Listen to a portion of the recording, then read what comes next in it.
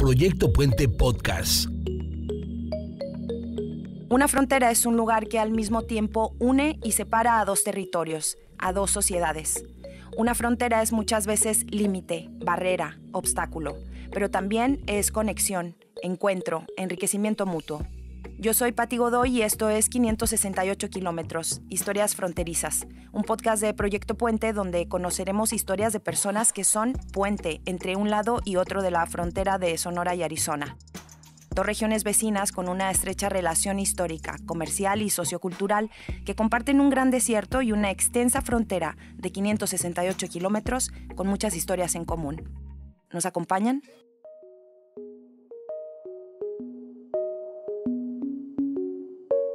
Dos puestos de conductoras mujeres en la televisión en español en Phoenix. Y uno de esos puestos fue para mí.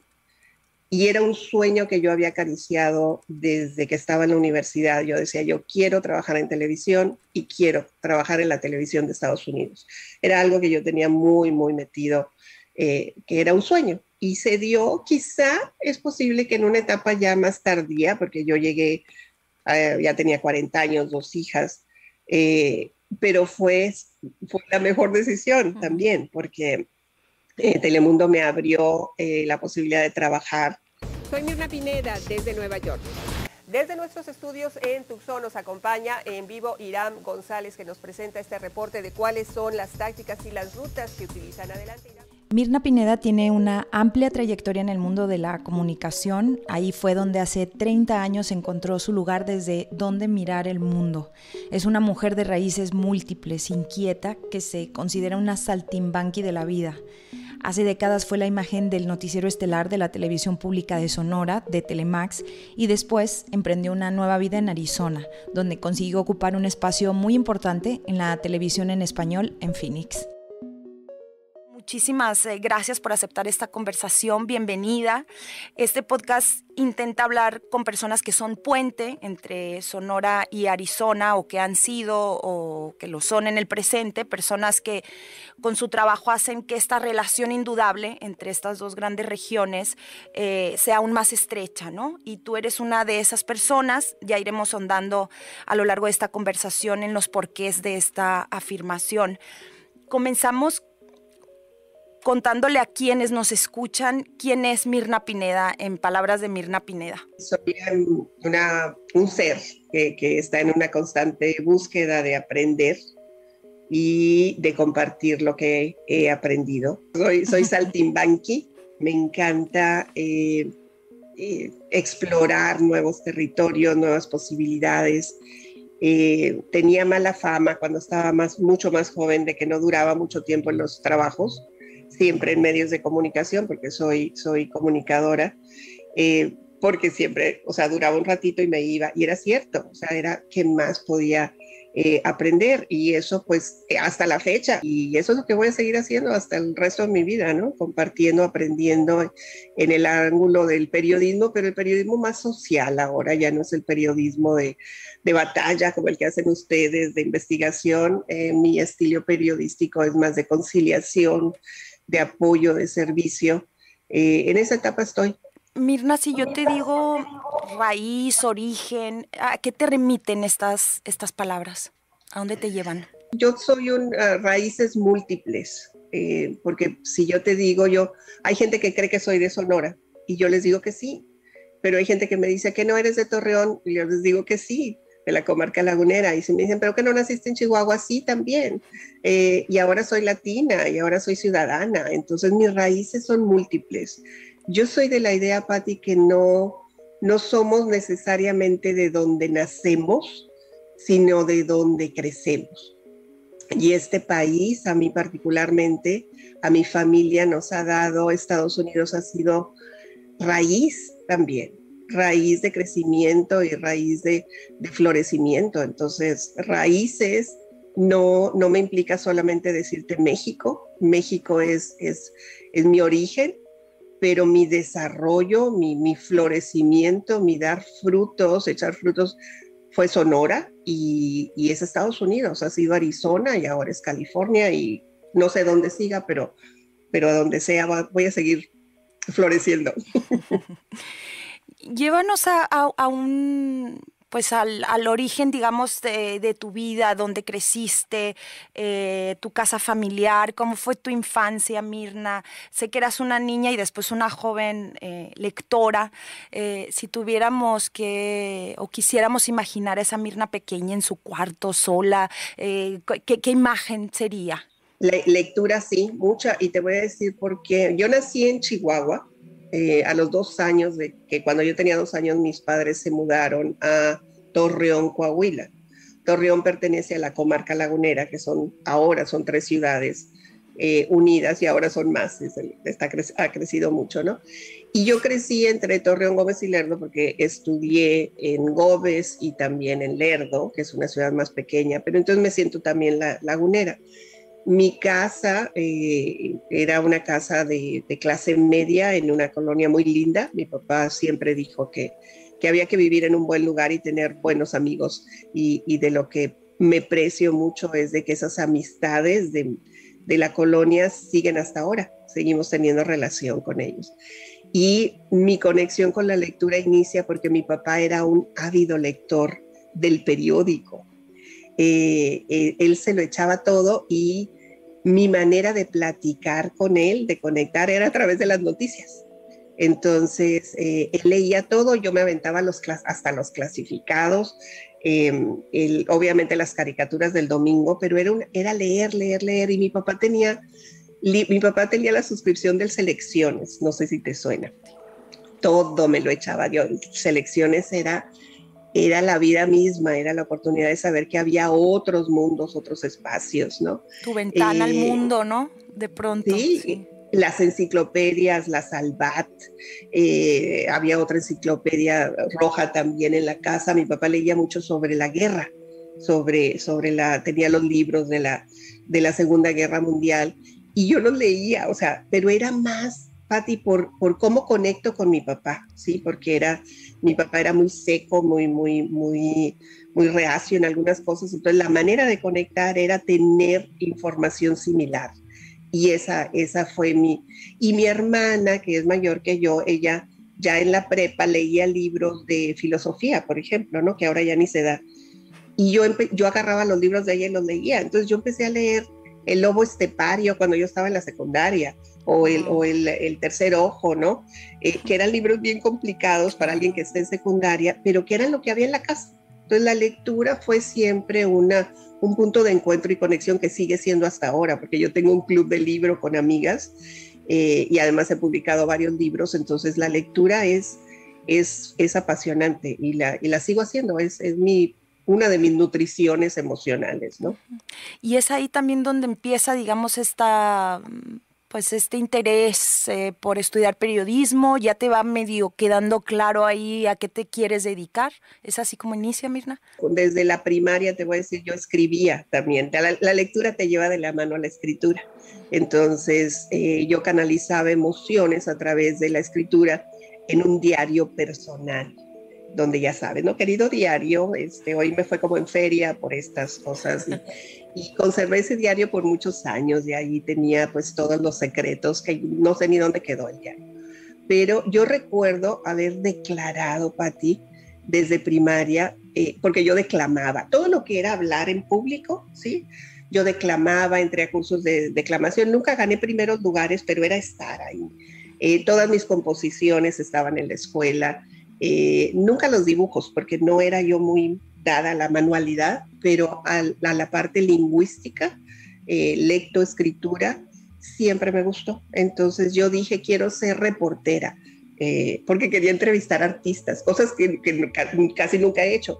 Entonces quería entrevistar a Camilo Sesto en ese entonces, a Napoleón, que eran los cantantes del momento, ¿no? No lo hice, fíjate, o sea, nunca me dio por el lado de la variedad, pero desde primaria yo dije, yo quiero ser reportera. Y además me gustaba Abraham Sabludowski en ese entonces, el hijo de Jacob. Claro. Son esas así ideas, ¿no? Imagínate, tendría 12 o 13 años. Entonces, sí, yo definí desde muy temprana edad lo que quería hacer. Aunque mi papá decía que yo debía haber estudiado leyes porque era muy alegona. Y finalmente el periodismo está muy ligado a la parte de la legalidad y la lucha por la justicia y la libertad, ¿no? Entonces, no fui licenciada, pero sí me abogaba y sigo abogando por todo lo que se pueda. Háblenos ahora, Mirna, de tu llegada a Sonora, de esa relación que estableces, en qué momento se da, por qué motivo llegas a Sonora. Recuérdanos un poco esa etapa de tu vida. En esta etapa de saltimbanqui, que te digo, o sea, que andaba de un lado para otro, yo me casé muy joven, me casé a los 22 años, y había un maestro de la universidad, que posiblemente conozcas, que es Franco Becerra. Y Franco se acababa de ir a lo que era la DIRTE, la Dirección de Radio y Televisión. En ese entonces, él trabajaba como productor, y mi novio de entonces iba a hacer como prácticas, ¿no? Mientras estaba en la universidad. Entonces, cuando se graduó, les ofreció trabajo a él y a un grupo de amigos de la universidad. Y pues fue mi llegada también, o sea, yo me casé, me fui para allá a trabajar, pero duré muy poco, o sea, era este espíritu saltimbanqui, era como, ok, ya llegamos aquí, ¿qué más sigue, no? De ahí nos fuimos duramos un tiempo trabajando. Yo no trabajé en la DIRTE, yo entré ahí, conocí a Fortino León en la televisión, y él y Víctor Mendoza me dieron la oportunidad de trabajar con ellos en un programa que se llama Plana Mayor, que conducía a don Fortino León, el Cuervito Zamora, Rubén Parodi, y estuve un tiempo ahí. La más numerosa en esta 8ª convención del Partido Revolucionario Institucional. Don Fortino León Almada, buenas tardes. ¿Cómo está, Mirna? ¿Cómo están, amigos televidentes? Y luego, en este espíritu saltimbanqui fue, bueno, ¿qué sigue? Vámonos a otro lado. Y nos fuimos a España, o sea, donde tú estuviste. Nos fuimos a España, estuvimos recorriendo en varios países, buscando, sí, aprendiendo. Digo, alrededor de los 20 años el mundo está abierto. Claro. Entonces, regresamos a Sonora, pero de ahí nos fuimos a Quintana Roo. A los años regresé a Sonora también, años después regresé, estuve otra etapa, 2 años, y luego me volví a ir. Entonces te digo que me tenían terror, porque no duraba mucho tiempo en los lugares. Y en la última ocasión fue que fue cuando duré más tiempo, 10 años, fue que me invitó Víctor Mendoza a conducir el noticiero, porque ya me conocían, porque ya había un antecedente, pero sí me sentenció, o sea, quiero que estés más tiempo acá, no que estés un año y te vayas, ¿no? Y llegué a conducir el noticiero como conductora principal, y me mantuve los más de 10 años como conductora en Telemax, y que ha sido una de las mejores experiencias de mi vida. Con esta información llegamos al final de Noticias Telemax. Gracias, Jaime Ramírez Montes. Gracias a ti, Mirna Pineda, y te despedimos, pero nada más por un tiempo. Al mismo tiempo estuve haciendo la maestría en el TEC de Monterrey, me becaron en el TEC de Monterrey, daba clases, daba entrenamientos en el tema de desarrollo humano. Entonces no me quedé haciendo solo la parte de la conducción de noticias, sino que seguí haciendo otras cosas. Me volví a casar, en Sonora nacieron mis hijas, mi marido es de Cananea, Humberto Acuña. Entonces Sonora para mí ha sido mi casa, mi hogar, mi refugio, mi Sonora querida. Siempre va a estar como uno de los lugares de más aprendizaje y de más cariño en mi vida, es Sonora, definitivamente. A principios entonces del año 2000 tú te vas a vivir a Arizona. ¿Cómo es ese aterrizaje en un estado que, si bien es vecino, ¿no?, es otro país, ¿no? Entonces, ¿qué ocurre ahí con Mirna? ¿Cómo es esa llegada a ese nuevo lugar?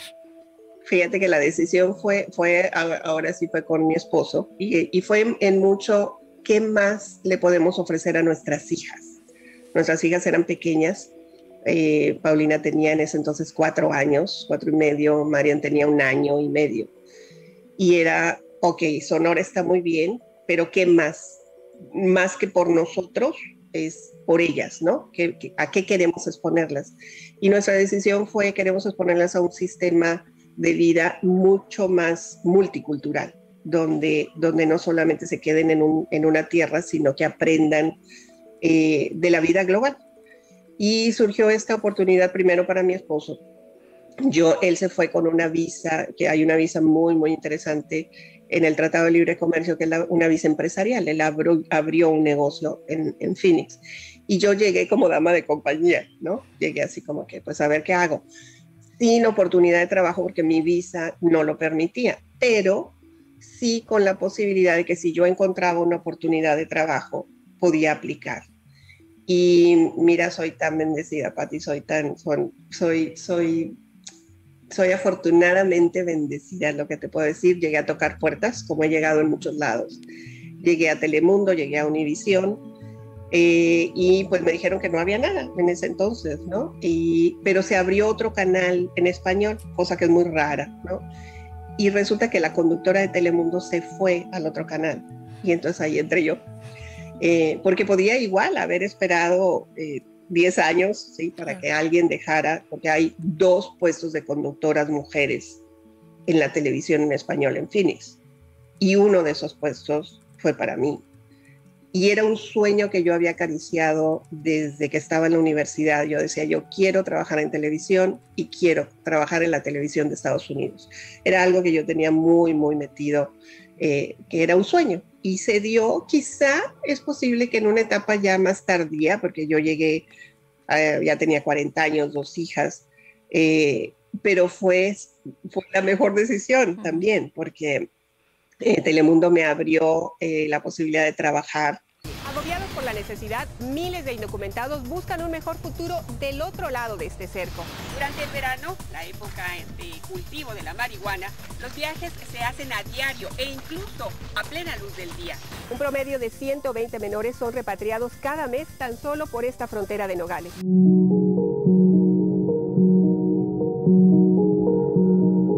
Estuve 5 años en Telemundo, digo, ya un poquito más madura, ya duraba más tiempo en los trabajos. Estuve 5 años y además me ofrecieron una visa extraordinaria, que es una visa O1, y me da la posibilidad de tener la residencia y luego la ciudadanía.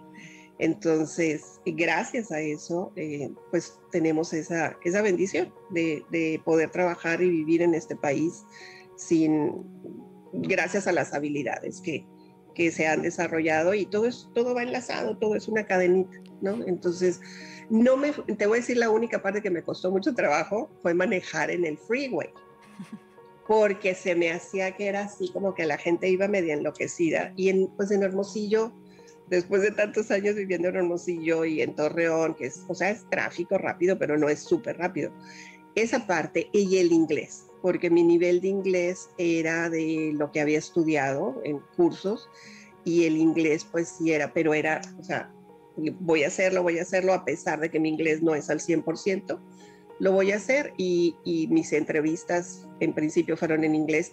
Esa quizá fue la parte que más, todavía hasta la fecha, me siento que el inglés no es como debería de ser. Ya tengo 20 años de experiencia acá, pero es suficiente. Yo digo, is good enough. My English is good enough. Está bien, lo suficiente como para establecer pláticas y trabajos y traducir incluso. Is good enough. Así que ese fue el mayor reto, el idioma. Un crecimiento en la infraestructura impresionante. En 20 años Phoenix se ha transformado muchísimo en nuevos medios de comunicación, en nuevos negocios, en el establecimiento. Es impresionante. Cuando nosotros compramos la segunda casa, era un área mayormente de campos, lo que había alrededor, y ya no hay nada de campos. O sea, toda la parte de agricultura, de ganadería, se ha ido yendo mucho más a las orillas. Es un crecimiento impresionante en el aspecto comercial, en la industria, en la fisonomía de lo que es el condado Maricopa, porque el condado Maricopa abarca, no sé, 15 o 16 ciudades que están juntas. todo está junto. Entonces ha sido un desarrollo económico.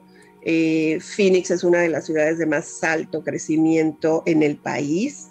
Hubo un tiempo que estaba primero Las Vegas y luego Phoenix. Las casas, el número de casas, el número de habitantes, el flujo de personas que de California se están mudando a Arizona, porque es una zona dentro de lo elevado en el costo, es mucho menos caro que California. Entonces, hay mucha industria, hay mucho empleo, hay posibilidades de desarrollo realmente en Arizona. Es un estado muy noble y que todavía tiene mucho para dar. Mirna, imagino que en estos más de 20 años que tienes de aquel lado, digamos, te ha tocado cruzar la frontera de Sonora y Arizona infinidad de veces, ¿no? Uh-huh. ¿Qué significa para ti esa frontera, esta en particular? Hay muchos ángulos de dónde verla. Yo escribí un libro, Patti, basado, que fue mi primer libro, de hecho, que se llama 7 soles, basado en las experiencias periodísticas de un gran amigo mío, que es Pedro Ultreras, que es un periodista de primera línea que está ahora en Univisión. Pero él hizo en principio un guión cinematográfico con las historias de los migrantes en la frontera, que son durísimas. Y después me pidió hacer, basado en el guión cinematográfico, que así se llama la película, 7 soles, hacer el libro. Y ahí combiné yo historias que a mí me tocó vivir, que son durísimas. O sea, el tránsito de los migrantes que no tienen documentos para llegar a Estados Unidos es terrible.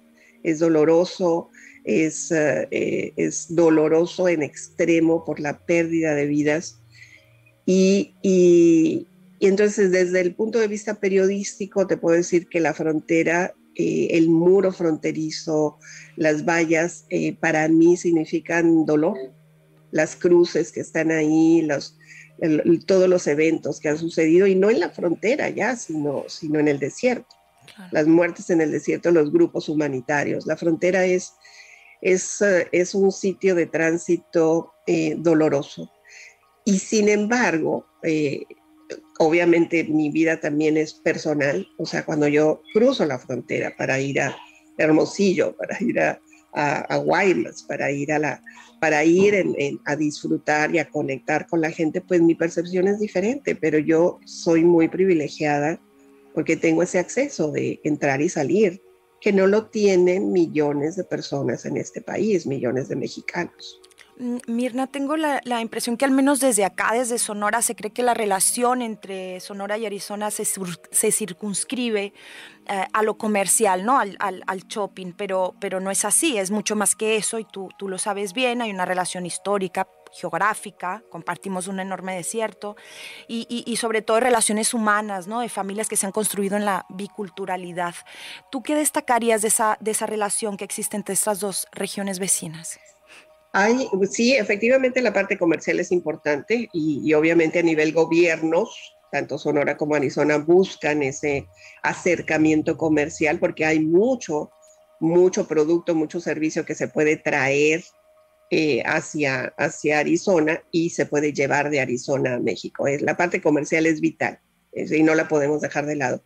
Pero a mí me encanta que se está trabajando también en la parte turística, que también sigue siendo comercio, pero sabes que hay otra que es bien importante, que es la parte educativa. Se están estableciendo muchas más relaciones a nivel educativo para apoyar, y ahí Sonora pues tendría mucha más ventaja de oportunidad de aprovechar esto, porque se están abriendo muchos espacios para el intercambio cultural y educativo en ambas entidades, y eso pues hay que aprovechar. Hay que aprovecharlo. No es solamente, que vengan estudiantes y que aprendan aquí, ¿no? Es qué podemos dar y qué podemos servir y qué podemos intercambiar y compartir y aprovechar porque el comercio es global, la vida es global, no podemos decir nada más nos quedamos en Sonora y aquí crecí, nací. Yo sé que hay gente que lo dice así. Yo tengo varios amigos que dicen aquí en Sonora nací, crecí y aquí me voy a morir. Si esa es su visión está bien, pero no necesariamente es la de sus hijos o la de, sobre todo de muchos jóvenes que ven en el comercio global, en la educación globalizada, esta posibilidad de vivir en cualquier lugar.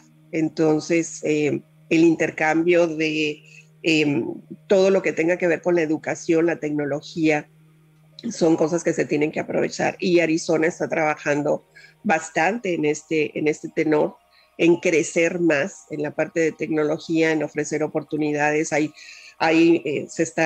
Está por abrirse una industria enorme en el área de la tecnología, que está generando mucho trabajo, pero también muchas oportunidades de aprendizaje a nivel fronteras. Entonces, es eso, es aprovechar. Ahí está, pues hay que tomarla, hay que hacerla, ¿no? Y en términos más sociales, tú seguramente conoces a muchísima gente, a muchas familias que se han construido en esto de la biculturalidad, ¿no? Familias, nuevas familias que, ¿no? La esposa es sonorense, el esposo es arizonense o viceversa, ¿no? Sí, qué rico, ¿no? Ese intercambio. Me ha tocado, Pati, porque la parte del apego sonorense es bien fuerte, bien fuerte. No, yo que he andado de saltimbanqui en muchos lados, te puedo decir que la parte de ese amor por Sonora, a veces obsesivo, hay muchas familias que dicen, no, yo no quiero estar acá. O sea, se parece en Arizona, pero no, yo me quiero regresar con mi gente, con mi tierra, porque sí hay diferencias culturales, sí existen, ¿no? O sea, no las podemos hacer de lado, y el arraigo del sonorense por su tierra es muy fuerte. Te digo, tengo amigas que dicen, no, o sea, yo no como carne acá, y se traen la carne asada, no asada, se la traen cruda y se la traen acá y llenan el congelador porque la carne no les sabe igual, porque las amistades no les saben igual, porque las relaciones no les saben igual. Obviamente son creencias, ¿no? Yo personalmente hago todo lo contrario. O sea, yo voy a donde voy, aprendo, disfruto, como. Aquí en California, por ejemplo, hay mucha comida del Mediterráneo, porque hay muchísima gente del Medio Oriente. Y pues claro que sabe diferente, y claro que tiene otras especies, pero pues es aprender. Pero ese arraigo del sonorense yo no lo he visto en otros estados del país. En unas cosas es muy bueno, en otras pues no tanto. Y esa Mirna Pineda con raíces diversas, como tú misma nos decías al inicio de esta conversación, ¿qué tiene de Sonora y qué de Arizona? ¿Qué guarda dentro de estos dos lugares? ¿Qué tengo de Sonora? Pues tengo 2 hijas sonorenses. Tengo marido sonorense, y es muy interesante porque fíjate que mis hijas pues no crecieron realmente en Sonora. O sea, ellas en su mente son americanas, ¿sí? Porque realmente crecieron acá. Una llegó con chupón y pañales. Entonces, ellas, su visión, su forma de verse a sí mismas es americana. Pero es muy interesante porque nosotros, mi esposo y yo, hemos buscado que ellas quieran, amen, respeten sus raíces, donde nacieron. Y entonces, antes las llevábamos mucho más a Hermosillo y a las playas, y a comer camarones y salsa y tajín y cosas por el estilo. O sea, que viven y se empapen y conozcan, ¿no? Que coman coyotas y carne asada de allá, y que lo disfruten. Entonces, hay cosas que aunque cambies de frontera, y tú lo sabes porque viviste en el extranjero por muchos años, hay cosas que siguen más que en la mente, en el corazón, y esas no se cambian, ¿sí? Se respetan, aunque se abran los brazos a la posibilidad de asimilar algo nuevo, algo diferente. Hay cosas que se quedan ahí en el alma, muy pegaditas al alma, y esas son con las que yo me quedo, la gente, los amigos, las relaciones que establecí. Muchos de esos amigos pues ya no están, ya han partido, gente que fue apoyo incondicional en mi vida, en mi vida personal y en mi vida profesional. Eso los guardo siempre, pero me abro a otras. a otras, a nuevas amistades, a nuevos caminos, a nuevas relaciones, ¿no? Mirna, muchísimas gracias por esta conversación. Ha sido un enorme placer tenerte aquí con nosotras y bueno, nada más que agradecer y desearte mucha suerte en esta nueva aventura en California. De Saltimbanqui, ya te dije, yo soy Saltimbanqui. Te agradezco mucho.